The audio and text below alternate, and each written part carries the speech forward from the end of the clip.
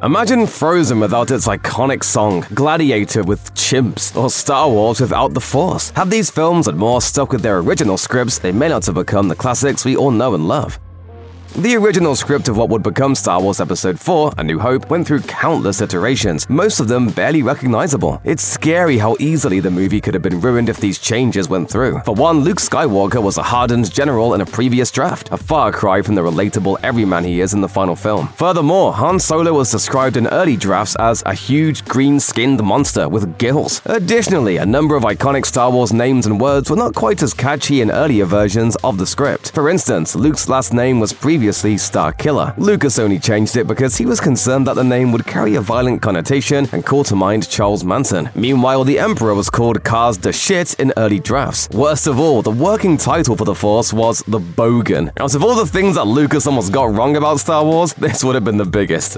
May the Force be with you. Initially, Russell Crowe was reluctant to sign on to Gladiator because he felt the original script was rubbish. In the first draft, Crowe's character was named Narcissus instead of Maximus. Technically, this name makes sense because it was the name of the real-life man who killed Emperor Commodus. I will kill Commodus. The fate of Rome. I leave to you. However, Narcissus doesn't have quite the same ring to it. Additionally, the early drafts saw Narcissus courting sponsors who agreed to pay him money for endorsing their products. The script also contained a sequence in which Commodus burns the entire Senate alive inside a giant brass bull, and then appoints several chimpanzees to replace them. Are you not entertained? According to Crowe, even the producer thought the script was terrible and begged him not to read it. Instead, he was asked to take a meeting with director Ridley Scott. Crowe agreed to meet with Scott, and once the director expressed his true vision for the film, Crowe agreed to join the project.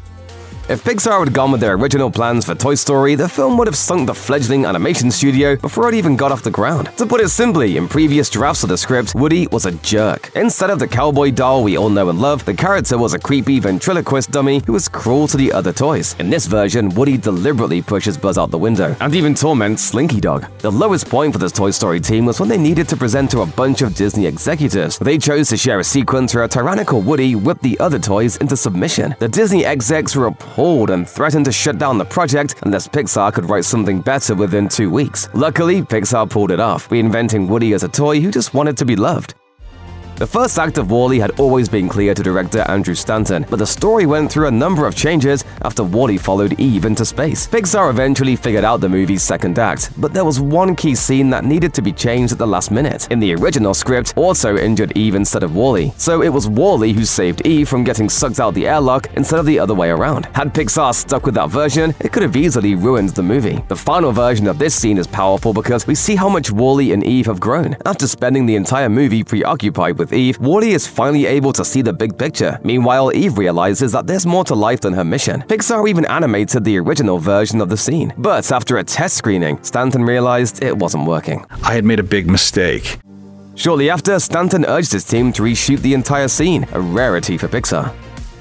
Gremlins is a classic holiday horror movie with plenty of laughs to balance out the scares. Yet, the initial script for the movie was much darker. As screenwriter Chris Columbus told Collider, he originally wrote the film as a straightforward horror film. This version would have had a higher body count. He explained, "Mom's head comes rolling down the stairs. Billy and Kate go into a McDonald's and none of the food is eaten, but all of the people are eaten. Many of the characters in the first draft are one-dimensional and hard to actually care about. The sole personality trait of Billy's mom is her Valium addiction, while Billy doesn't immediately fall in love with his pet Mogwai like he does in the final film. In fact, in the initial draft, there were no good gremlins like Gizmo. Instead, the Mogwai were all bloodthirsty monsters. Luckily, Steven Spielberg intervened, feeling the movie could use a lighter touch. Columbus recalled Spielberg telling him, "What you've done could be great, but it's an R-rated horror film. There's a way that what you've written can reach a much wider audience."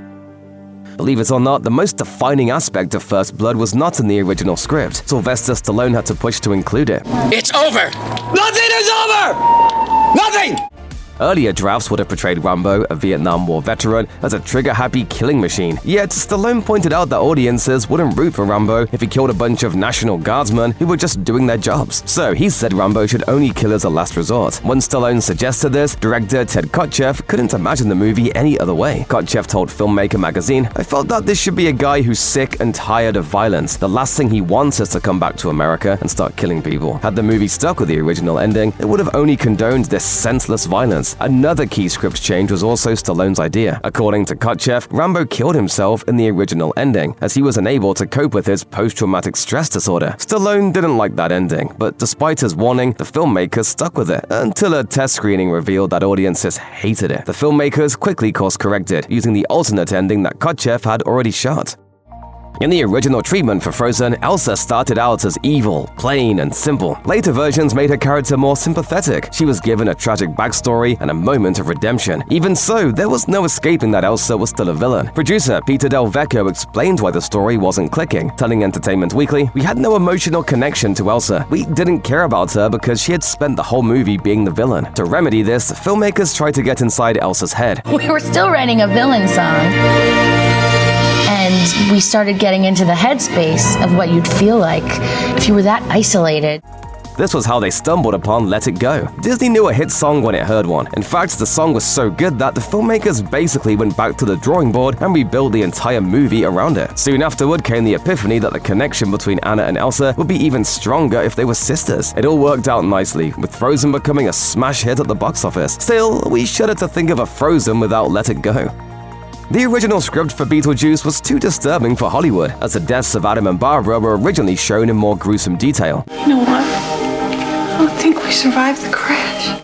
Meanwhile, Beetlejuice's goal was much more twisted. Instead of marrying Lydia to enter the mortal world, his intent was to sexually assault her. The iconic dinner scene wasn't originally a dance number either. Instead, the Dietz family was merely attacked by vines. The idea to have the Dietz family sing only came later, and according to some reports, the filmmakers would have used an old R&B song if Catherine O'Hara hadn't suggested they try calypso. Furthermore, the filmmakers also considered an ending where Lydia burns to death, but they realized that would be the wrong note to end on.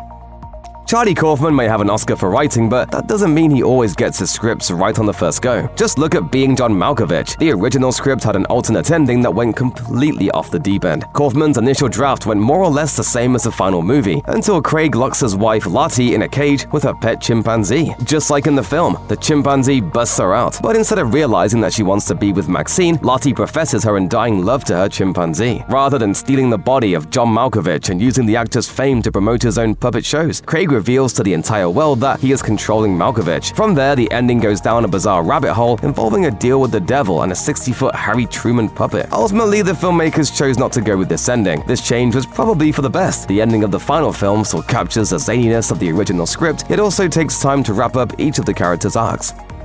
Only 17 months before the release date of Zootopia, the story team realized they needed to start from scratch, but this last-minute pivot paid off. In the original story, Zootopia was a dystopian place. Predators like Nick were forced to wear tame collars, which would shock them anytime they felt a predatory urge. In this version, Nick was a protagonist, while Judy was simply an unsympathetic cop trying to bring him in. However, this approach seemed too dark. The story only started to click when the filmmakers chose to show Judy's perspective. Along the way, the world of Zootopia became more nuanced, transforming from a dystopian city into a complicated metropolis full of both good and bad, and the movie is far better as a result.